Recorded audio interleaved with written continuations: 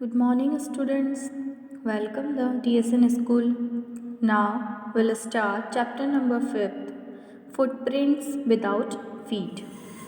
Footprints without feet means होता है कि पैरों के निशान. विदाउट फीट मतलब बिना पैरों के, मतलब अदृश्य वाली जो चीज़ें होती है उसके बारे में इस चैप्टर में एक स्टोरी है वो बताई गई है. Can a man became invisible?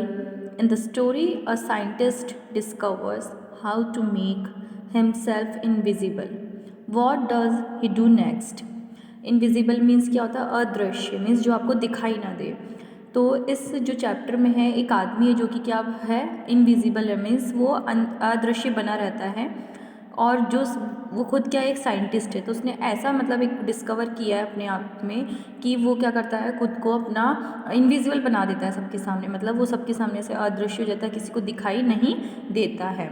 तो वो इसमें ऐसा करने के बाद वो क्या क्या काम करता है उससे रिलेटेड इसमें स्टोरी में हमें बताया गया है. The two boys started in surprise at the fresh muddy imprints of a pair of bare feet. What was a barefooted man doing on the steps of a house in the middle of London? And where was the man? मतलब दो बच्चे हैं जो कि road से निकल रहे थे, सड़क पे से निकल रहे थे, तो उन्होंने देखा कि पैर सामने जो कीचड़ पड़ा है, मीन्स जो रोड पे कीचड़ है उसमें किसी के पैरों के निशान छपते जा रहे हैं. और वो उसे देखकर चौंक गए, क्योंकि मतलब जो भी इंसान था वो तो उन्हें दिखाई नहीं दे रहा था, कोई भी ह्यूमन बींग उसे दिखाई नहीं दे रहा था, बट उसके पैरों के निशान उन्हें दिखाई दे रहे थे कीचड़ में छपते हुए. अब उन्हें समझ में नहीं आ रहा था कि ऐसा कौन सा आदमी है जो लंदन के अंदर बिना मतलब नंगे पाँव चल रहा है और हमें वो दिखाई नहीं दे रहा. वो व्यक्ति का है, मतलब वो इंसान का है जो हमें दिखाई तो नहीं दे रहा, बट उसके पैरों के निशान कीचड़ के ऐसे छपते चले जा रहे हैं. As the gadget a remarkable sight met their eyes, a fresh footmark appeared from nowhere. और वो कहते हैं कि जब तक हम उसे देखते रहे तब मतलब जब तक हम उसे पता कर सकते थे कि उसके पैरों के निशान जो है वो देखकर ऐसा लग रहा था कि वो अभी अभी यहाँ से गुजर के जा रहा है. मतलब उसके पैरों के जो निशान थे एकदम ताज़ा फ्रेश दिखाई दे रहे थे और उसे देखकर पता लग रहा था कि अभी अभी यहाँ से कोई चलकर निकल रहा है, बट वो इंसान नहीं दिखाई दे रहा था, सिर्फ उसके पैरों के निशान दिखाई दे रहे थे. Further footprints followed one after another, descending the steps and progressing down the street. The boys followed, fascinated, until the muddy impressions became fainter and fainter, and at last disappeared altogether. वो बताते हैं कि एक के बाद एक पैरों के निशान जो थे छपते जा रहे थे. मतलब कोई जो भी वो इंसान था वो क्या कर रहा था, सीढ़ियों से नीचे उतर रहा था. तो वो जब नीचे सीढ़ियों की तरफ बढ़ता जा रहा था तो उसके जो पैरों के निशान है वो मतलब पहले एक सीढ़ी पे पड़े, फिर दूसरी सीढ़ी पे, मतलब कंटिन्यू वो पैर स्टेप्स जो थे, फुटप्रिंट्स उसके स्टेप्स थे वो दिखाई दे रहे थे, बट वो इंसान वहाँ पर दिखाई नहीं दे रहा था. बच्चों ने उसका हिम्मत करके मतलब धीरे धीरे पीछा करने की कोशिश की, बट वो फिर धीरे धीरे गायब, मतलब जो उसके पैर के निशान थे वो धुंधले नहीं दिखाई दे रहे थे, एकदम क्लियर दिखाई दे रहे थे. तो पता लग रहा था कि एकदम अभी कोई कोई यहाँ से उतर के जा रहा है. The explanation of the mystery was really simple enough. The bewildered boys had been following a scientist who had just discovered how to make the human body transparent. वो बताते हैं कि मतलब ये एक तरह से रहस्य लग रहा था कि जो चीज़ दिखाई नहीं दे रही है उसके पैरों के निशान कैसे छप रहे हैं. और वो जो इंसान था मतलब जिसके पैर स्टेप जो फुट प्रिंट जो स्टेप थे फीट के वो जो छप रहे थे वो कौन था, वो साइंटिस्ट ही था जिसने क्या किया था, अभी अभी अपने आप को क्या बना लिया था, इनविजिबल बना लिया था, पारदर्शी बना लिया था, ट्रांसपेरेंट बना लिया था. मतलब ट्रांसपेरेंट मतलब जो चीज़ आपको दिखाई नहीं दे रही थी क्लियर तरीके से, ठीक है, आर पार दिखाई देना. मतलब वो इंसान तो नहीं दिखाई दे रहा था बट उसके आर पार आपको ऐसे दिखाई दे रहा था. तो वो इनविजिबल उसने अभी खोज की थी इस चीज़ की और वो चीज़ उसने अपने ऊपर ही अप्लाई कर ली थी, इसलिए वो क्या हो गया था, इनविजिबल हो गया था. ग्रिफिन द साइंटिस्ट, उस साइंटिस्ट का क्या नाम था, Griffin, had carried out experiment after experiment to prove that the human body could become invisible.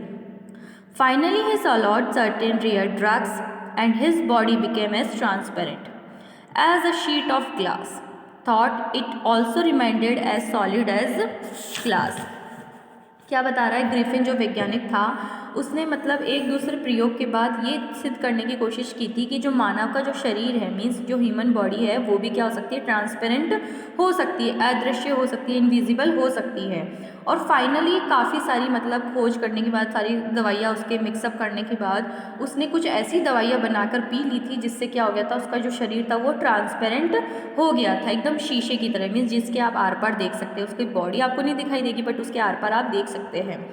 तो फाइनली अब उससे वो पता लग गया था कि उसने क्या कर लिया था, अपने आप को इनविजिबल करने वाला जो एक तरीका था, एक खोज थी, उसने वो भी फाइनली डिस्कवर कर ली थी।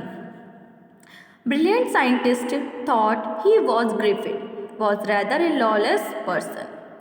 His landlord disliked him and tried to eject him. In revenge, Griffin set fire to the house. To get away without being seen, he had to remove his clothes.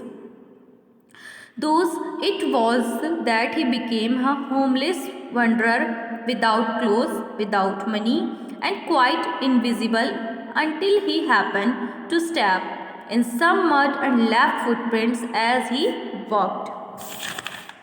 क्या बताया है कि उसने क्या किया था, जो ग्रिफिन है जिस मकान में वो रहता था रेंट पे, तो वो उसका जो मकान मालिक था वो उसे बिल्कुल नापसंद करता था, तो उसने उसको घर से बाहर निकालने की प्रयास किया था, क्योंकि किसी रीज़न से वो नहीं पसंद करता हुआ ग्रिफिन को वहाँ रहने के लिए। तो उसने ग्रिफिन को वहाँ से निकलने के लिए काफ़ी सारी कोशिशें की।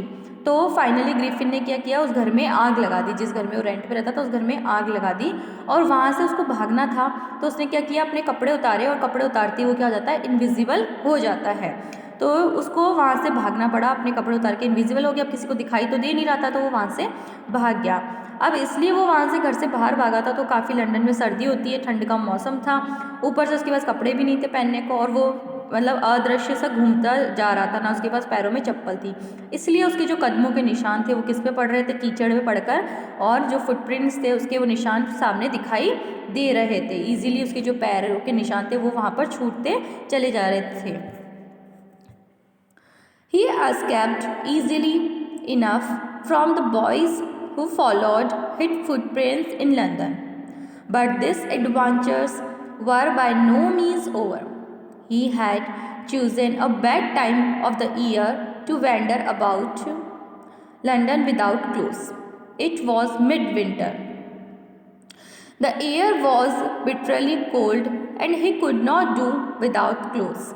Instead of walking about the streets, he decided to slip into a big London store for warmth.